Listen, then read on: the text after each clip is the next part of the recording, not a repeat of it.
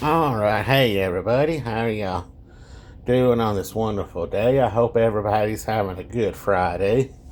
If you're off for work, I hope you had a good, restful, relaxing day and was able to stay cool. If you had to work today, I hope work went good for you and hope your weekend goes good. I just got home a little bit ago myself and it's starting to thunder and lightning a little bit like it's going to rain, but I had an interesting video idea that kind of popped up earlier. All right, here we go. So you're thinking about moving to the south, whether you're moving from out west down to here or up north down to here. Here is some things you're going to need to know. And a lot of this you're not going to find on Google.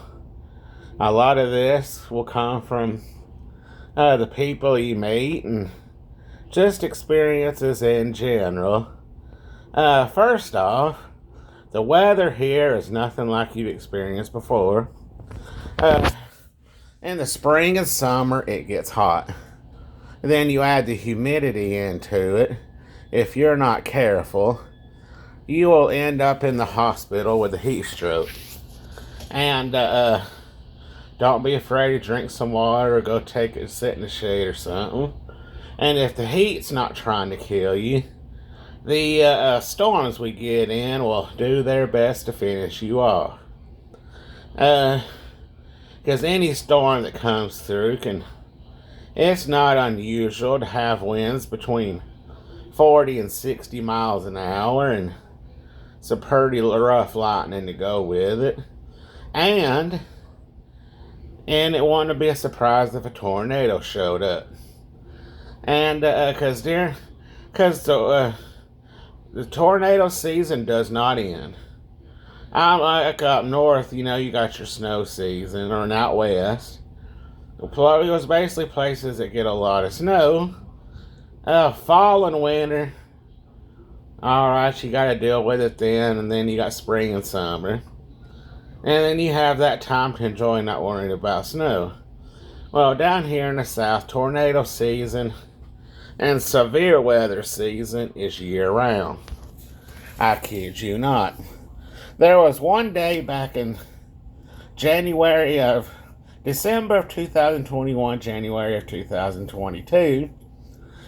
It was pretty warm. With the last couple of days of that year, we had tornadoes come through, and the next day, me and Dad went to a friend's house to ride out the storms, and I kid you not, that Sunday morning, we was having shorts it was warm enough to wear shorts. We was having severe thunderstorms with high winds and tornadoes.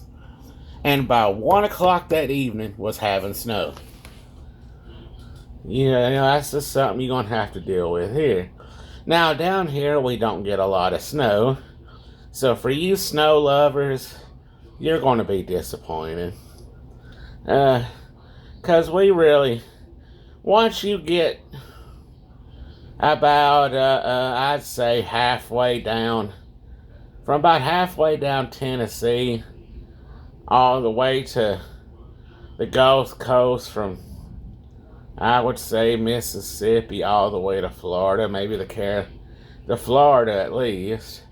It's where we'll get snow, but it ain't enough to even really do nothing. It's like a light dust and then it's gone.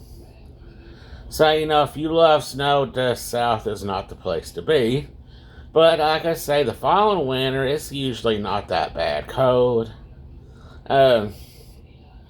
It's really shifted a lot from when I was younger to now. So, at worst, middle 40s to lower 50s. And most of the time, it's from the upper 40s to about 60, even in the fall and winter. Nighttime low is a little bit, kicky butt cold. But the last couple of years, we'll have we have had them Arctic blasts that come through and make it pretty rough and cold for about a week. And then it'll go back to the normal, southern warm winters and all that. Because once you get past that week, the following winter time around here is not that bad. We take our hunting serious around here. I know it's crazy, but we got squirrel season, rabbit season, dove hunting, quail hunting, turkey, and deer. So pretty much at some point during the year, you're hunting for something. So we take that pretty serious. We have a management area we can go turkey and deer hunting on. Now, if you happen to be close friends with some of your neighbors, or happen to be close friends with somebody that owns a cornfield,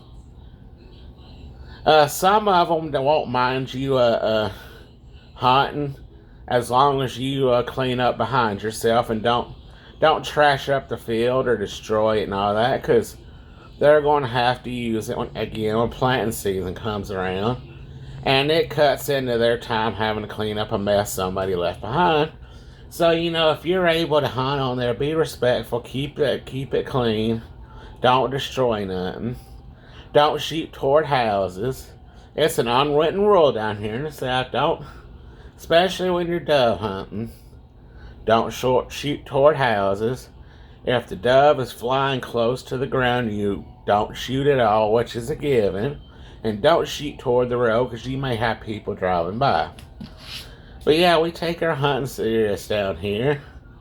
Even if you're hunting on the management area, be courteous to the other hunters around there. Help keep it cleaned up, because them game wardens do put in a lot of time to keep it running and looking good for us. Now, if you park by another vehicle, I say you pull off behind another vehicle, I know it'd be hard to tell which way they went, but be mindful that you're not the only one out there. And if you're going to go shoot at a deer or a turkey, at least scan the area really good to make sure you're not shooting towards somebody. Because it's a law that you have to wear something orange on you that can be visible to other hunters. Don't want nobody getting shot out there. Fishing is also something we take serious around here. On any given day through the week, there's always somebody out there fishing. I love to go fish myself. Now, I don't go fish in the river that much, because over the years, the runoff from the nuclear plant, plus some of the other plants in the county that has run off into the rivers, just, you don't want to eat none of the fish out of there. So there's a pond right across the highway from where I live I go fishing at, even though I don't keep the fish. We do collect guns around here.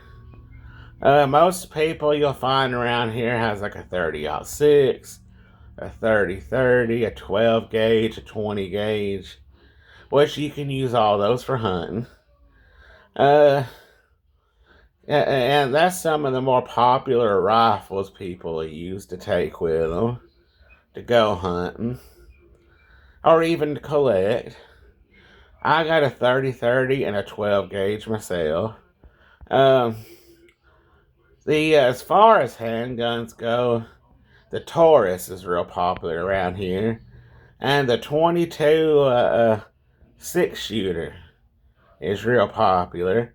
And a lot of people who have kids do have a 22 rifle for their kids to learn how to shoot with. And if you don't know guns and how they work, and most of your guns have a kit to them. Depending on which one you use, some of the kit's pretty rough, some of it isn't. It's something that you get used to the more you use it. But the 22 has no kick whatsoever. You can hold it with one arm. I wouldn't recommend it, but you could hold it one arm, shoot it, and it's not going to kick. That's what when I got to the age where think I was about 9 or 10. That's when most kids start learning, at least here in the South, how to use a gun. We would set up targets in the backyard and shoot at it. And when it was time to go hunt, now I didn't get to use a 30-30 on hunt until I was like 12. But I did get to use a bow and arrow. They just wanted me to be a little older and a little smarter before I. But each generation teaches their kids to be respectful of the gun. Don't point it at nobody. Now if you going out in the woods and you're walking behind somebody, you're either pointing the barrel at the ground or in the air, even if it's not loaded. Alright, and then, let's see, mowing, I've said this in previous videos, mowing season will bring people all around to watch you mow your yard. And then, if you want, they'll give you, if you want to get useful tips to keep your yard looking good, especially in the summer, we're not getting a lot of rain. Of course, grass will die. They'll give you useful tips to help you out. If you're living in a spot you can go garden, just about everybody's got a garden. Let's see here. You're going to need a truck. It doesn't matter. A 4-wheel drive truck is preferable, but you can get away with having a 2-wheel drive truck. And why I say that is, you never know what you may be hauling. Because down here in the South, you can make money hauling stuff for people. Because when I had because every truck I've ever owned, it was nothing for me to make $200 or $300 extra dollars a week just for hauling stuff for people. So that's extra money in your pocket. And if you're going out hunting, you're going to need a truck anyway. And on top of that, who doesn't like sitting on the tailgate of a truck just shooting the breeze with your buddies? But having a truck is definitely a must. And now you just don't want to go out there grabbing any old truck. You want something that's reliable. And depending on what you're going to be using it for, if it's going to be nothing more than hauling stuff and pulling your boat back and forth to the river, I would say you could get away with having like a Ford Ranger, a Chevy S10. I can't remember what they call these, but the Toyota Tacomas, that's the same size as those trucks, come in handy. You get really good gas mileage, and you're still able to haul stuff and pull your boat with. Now, if you're going to do some off-roading, the Nissan Hardbody and the Nissan Hardbody, the Jeep Grand Cherokees, and the Jeep Wrangler are the more popular ones to have because they're the more reliable of the 4-wheel drives to have. And let's see what. Oh, we take our even though we do have other sports that goes on around here, football.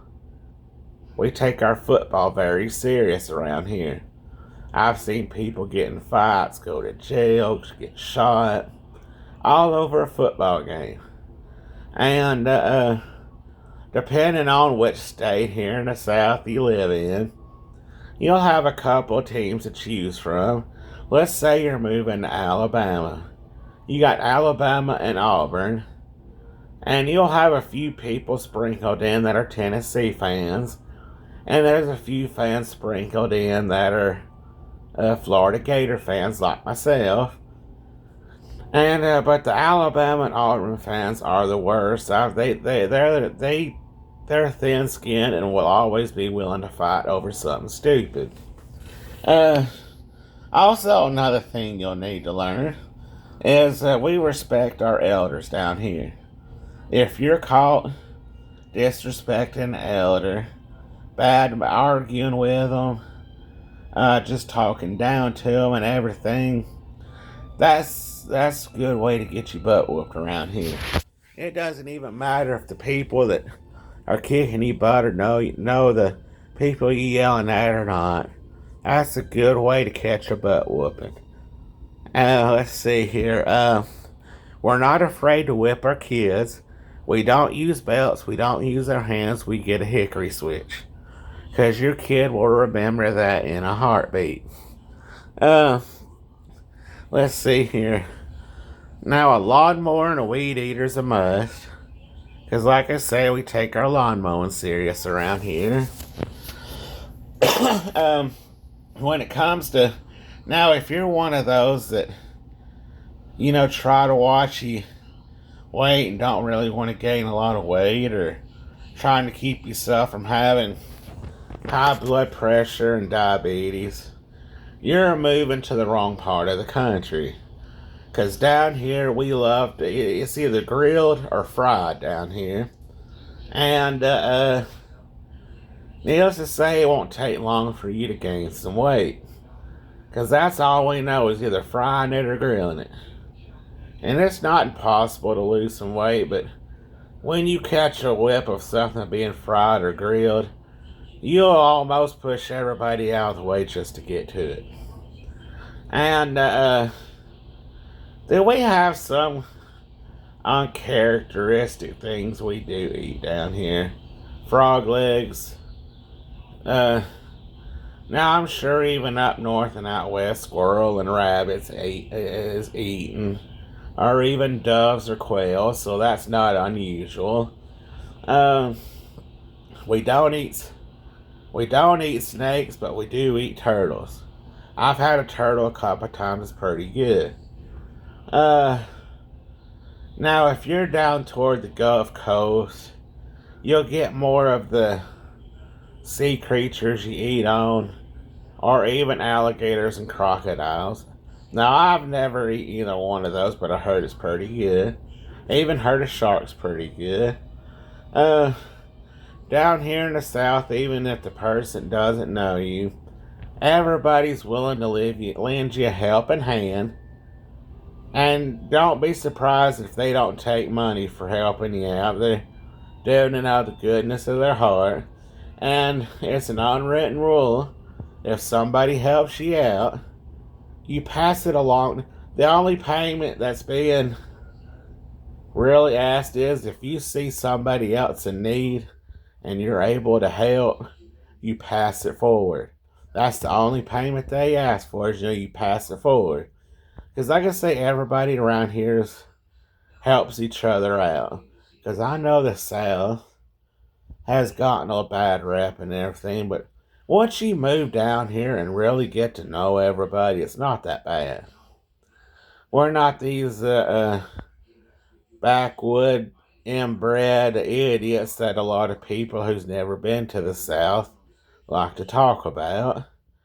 We're a hard-working bunch of people, and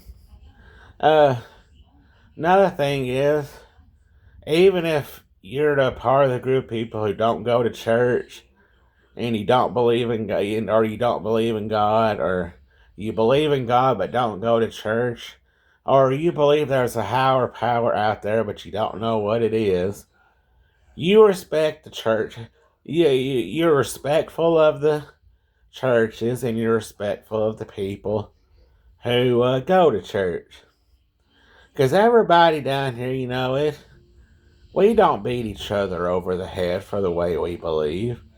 Now I'm not saying there ain't a small group of people who don't take it overboard, as bad as that is to say, but that's all over the world. But we're respectful of each other around here. Then on top of that, let's see what else. Everybody either has a dog or a cat. That's not uncommon, and they let them roam around. And And I know you've all heard these jokes before, and some people are serious about it. Down here in the South, they gotten a bad rap of people believing we sleep with our cousins, and that's not true. Now, I don't know how many exact people live in the South. I want to say a couple of million, and I'll be completely honest. Out of the few million people that live here in the South, you might have 1 or 2% that is either married their cousin or done something with a cousin. But it's something like that's rare, and it's rarely heard about, and it's not something that really goes on down here. I don't know where people get the idea that we're a bunch of inbreds around here, but it's not true. That's just a misconception. Let's see here. Now they depending on which state you move in. The bigger cities have a lot going on as far as entertainment and something to do, but it's overcrowded and you won't get no peace and quiet. Oh, and you will when you leave the house, other than your normal clothes that you wear, your wallet, your car keys, you will need a knife and you will need a lighter also to carry with. It doesn't matter if you smoke or not. You never know what you may need that lighter for. And it's not uncommon for people to have an extra pair of clean clothes in their vehicle with them. You never know, you may break down somewhere, and you may not have cell phone reception. Your phone may have died, or whatever, and you may have to spend the night where you're at. At least you got some clean clothes. A first aid kit is always recommended, and at least some water, like gets you a 12-pack to carry with you. Even if you may not ever use none of that stuff, you have it just in case.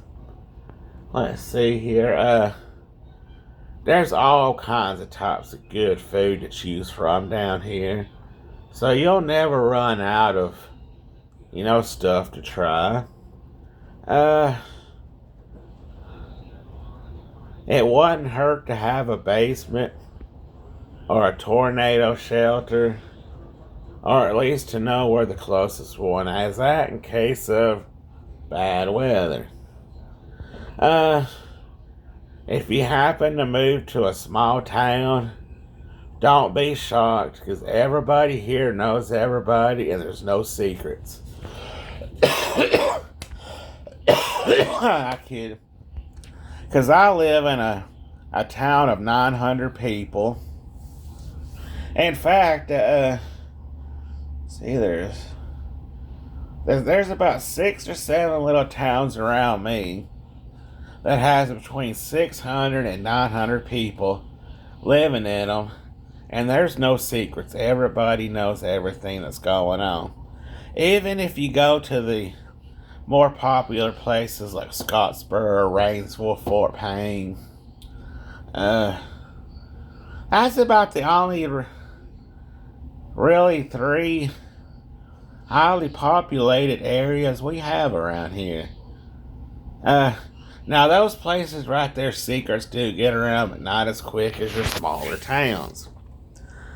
And you'll find out who's sleeping with who, or who's doing what drugs, or who has the drugs. And it ain't uncommon for to learn stuff you just didn't want to know. You just gotta let it go through one ear, not the other. Don't take it personal. Nobody really does. But anyway, sweet tea is a must in every household. Now, I do realize there's people that have diabetes and can't handle the sugar. So what we do to substitute that is have Splenda ready to go to put in some unsweet tea to help give it a little bit better of a taste. And it is not uncommon in the spring and summertime that somebody's either grilling out or having a fish fry. So you'll have plenty of them to look forward to. But anyway, I thought I'd, give y'all a little insight, some of the ins and outs, and everything about the South here. If there's something else you want to know, just ask me in the comments and I'll get to it. And I'll either answer it in the next video or answer it in the comment section. If y'all have some video ideas, I'm willing to, willing to give it a try and add it to my list, because ain't really a whole lot going on at Walmart to really want to make a video out of. But anyway, I will see y'all in the next video.